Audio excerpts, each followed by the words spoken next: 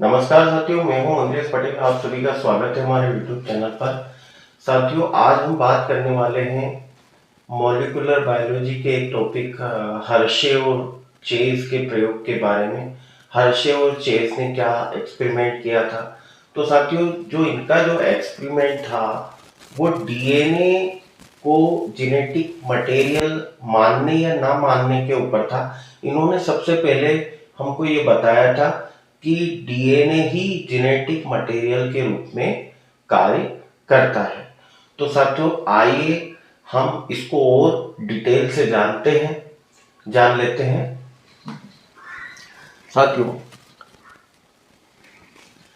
Hershey व chase ने अपना जो प्रयोग किया था वो 1952 में ग्रिफिथ का जो प्रयोग हुआ था उसके जस्ट बाद में इन्होंने अपना प्रयोग किया था, क्योंकि ग्रिफिथ ने जो प्रयोग किया था उससे ये साबित नहीं हो पाया था कि जो जेनेटिक मटेरियल है वो प्रोटीन है या फिर डीएनए है। तो उसके बाद में जो है हर्शे और चेज ने इसके लिए डीएनए के लिए अपना प्रयोग किया था, तो 1952 में। अब साथियों, इसकी मुख्य बात यह है कि जो हर्शे व चेज जो थे उन्होंने अपने प्रयोग के लिए जीवाणु भोजी की सहायता ली थी। जीवाणु भोजी जो कि एक प्रकार का वायरस है, इसका नाम साथियों जीवाणु भोजी है, लेकिन ये एक प्रकार का वायरस है। तो सबसे पहले इन्होंने क्या किया कि जो जीवाणु भोजी जो थे उनको जो है अपने प्रयोग के लिए चुना, और जो जीवाणु कोशिका थी, बैक्टीरियल सेल थी, उससे जो है इनको अटैक करवाया और उस तरह से उन्होंने जो है अपने प्रयोग को पूरा किया। तो आइए साथियों, हम इसके बारे में थोड़ा सा जान लेते हैं। हर्शे व चेज का प्रयोग, अपना प्रयोग 1952 में यह जानने के लिए किया गया कि आनुवंशिक पदार्थ डीएनए है या फिर प्रोटीन है। हर्शे व चेज ने अपने प्रयोग में सिद्ध कर दिया कि आनुवंशिक पदार्थ डीएनए है, ना कि प्रोटीन है। उन्होंने अपने प्रयोग के लिए जीवाणु भोजियों को लिया जो कि एक प्रकार के वायरस हैं, और ये जब जीवाणु भोजी जीवाणु पर आक्रमण करते हैं तो जीवाणु कोशिका में प्रवेश कर जाते हैं, और प्रवेश करने के बाद में ये जो है, जो जीवाणु भोजी है, ये उस डीएनए की, उस जो बैक्टीरियल सेल में उस डीएनए की क्या है, बहुत सारी कॉपियां बना देते हैं। डीएनए की बहुत सारी कॉपियां बना देते हैं। आइए थोड़ा और जानते हैं इसके बारे में।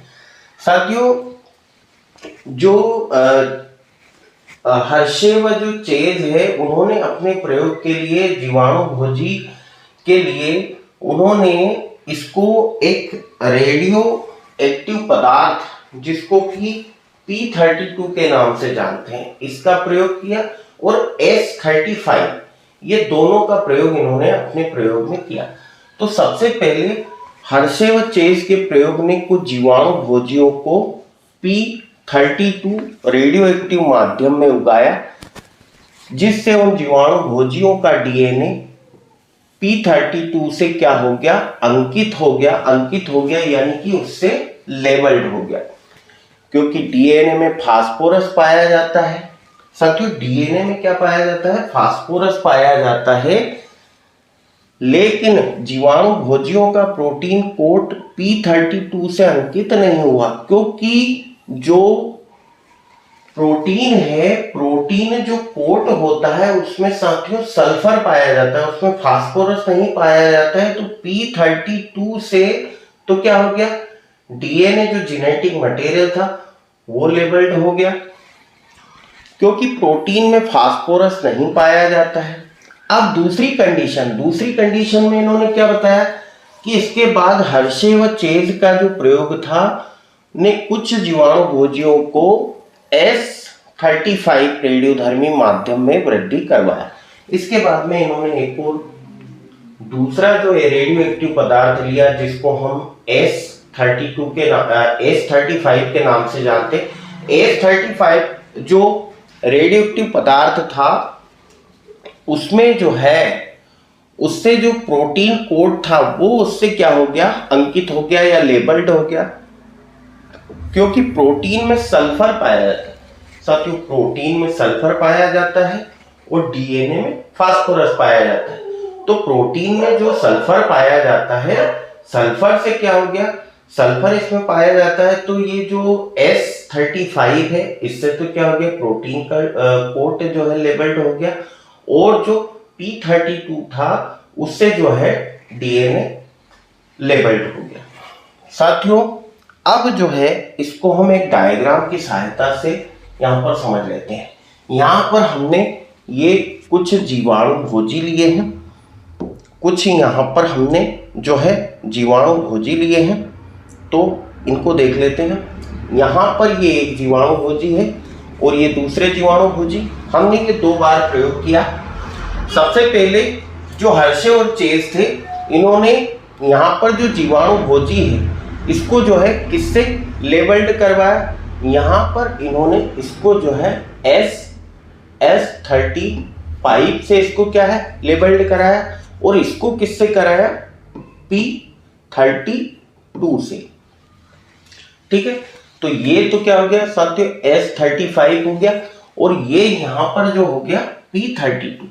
तो यहाँ पर जब S35 से इसको लेबल्ड कराया गया, तो यहाँ पर जो इसका जो ये वाला ये जो प्रोटीन कोट है साथियों, ये जीवाणु भोजी का डायग्राम हम देख रहे हैं। यहाँ पर जो ये प्रोटीन कोट है इसका, ये तो क्या हो गया, S35 से लेबल्ड हो गया, और यहाँ पर ये क्या था, ये जो डीएनए है ये ग्रीन कलर का यहाँ पर साथियों, इसको और अच्छे से ग्रीन से मैं आपको बता देता हूँ। ये जो ग्रीन कलर का यहाँ पर जो डीएनए है ये किससे लेबल्ड हो गया, P32 से। अब दूसरी प्रोसेस में इन्होंने क्या किया, यहाँ पर इन्होंने तीन प्रोसेस में अपने प्रयोग को कंप्लीट किया। सबसे पहले तो इन्होंने इन्फेक्शन करवाया, दूसरी बात इन्होंने ब्लेंडिंग करवाई, और तीसरी बात इन्होंने क्या किया, सेंट्रीफ्यूगेशन की प्रोसेस अपनाई। तो पहली विधि में तो क्या किया इन्होंने, S35 से बैक्टीरियोफेज को इसका जो प्रोटीन कोट जो था, क्योंकि उसमें सल्फर पाया जाता है प्रोटीन में, इसलिए वो क्या हो गया, इससे सल्फर से लेबल्ड हो गया, और यहाँ पर ये फास्फोरस से लेबल्ड हो गया। अब यहाँ पर क्या किया उन्होंने, ये वाला जो जीवाणु भोजी है ये दूसरी प्रोसेस में क्या किया, ये जो बैक्टीरियल सेल थी, तो इसमें इन्होंने जो है इन्फेक्शन करवाया। तो ये जो प्रोटीन कोट यहाँ पर दिख रहा है, ये रेड कलर से यहाँ पर जो प्रोटीन कोट दिख रहा है ये वाला, तो ये वाला क्या हो गया साथियों, ये जो है S35 से लेबल्ड हो गया, और ये कहाँ चला गया, ये बाहर चला गया। और ये डीएनए जो है यहाँ पर, ये जो ग्रीन कलर से इसको बना देता हूं मैं, ये जो डीएनए है ये जो है S35 से लेबल्ड नहीं हुआ। दूसरी प्रोसेस में इन्होंने क्या किया कि ये यहाँ से इसको ब्लेंडिंग करवाया। ब्लेंडिंग करने पर क्या हुआ, ये वाली जो प्रोसेस थी, ब्लेंडिंग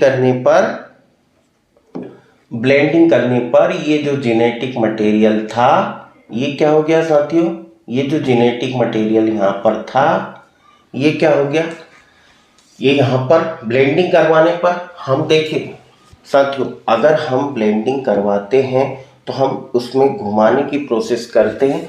तो यहाँ पर हमने एक टेस्ट ट्यूब ली इन्होंने, और इसमें क्या किया इन्होंने, माध्यम को लिया।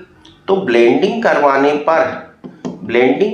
पर जो बैक्टीरियल सेल थी वो तो कहाँ चली गई, नीचे की तरफ चली गई। बैक्टीरियल सेल थी जिसमें क्या पाया जाता था, डीएनए, और प्रोटीन के जो भाग थे, प्रोटीन पार्टिकल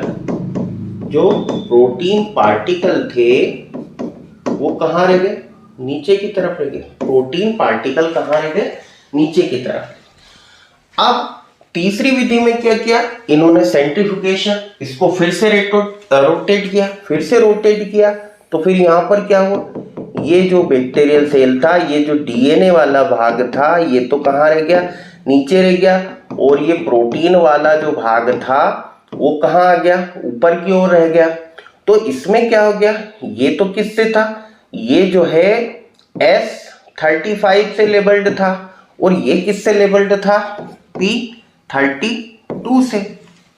तो इसको जब इन्होंने सेपरेट किया तो इन्होंने देखा कि ये डीएनए में P32 जो है तो वो तो यहां पर इसमें मिल रहा है, लेकिन ये S35 इसमें नहीं मिल रहा था क्योंकि ये तो प्रोटीन कोड के साथ चला गया।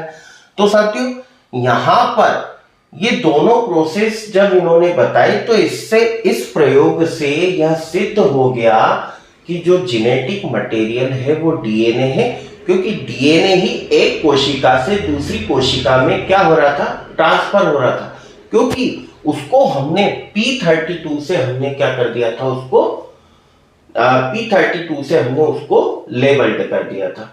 तो साथियों इस प्रकार जो है हर्शे और चेज ने अपने प्रयोग को सिद्ध किया। साथियों आपको हमारा वीडियो कैसा लगा कमेंट करके जरूर बताइएगा, और मैं आपके लिए ऐसे ही नए नए वीडियो लाता रहूंगा। Good luck, best of luck for your exam. Thank you.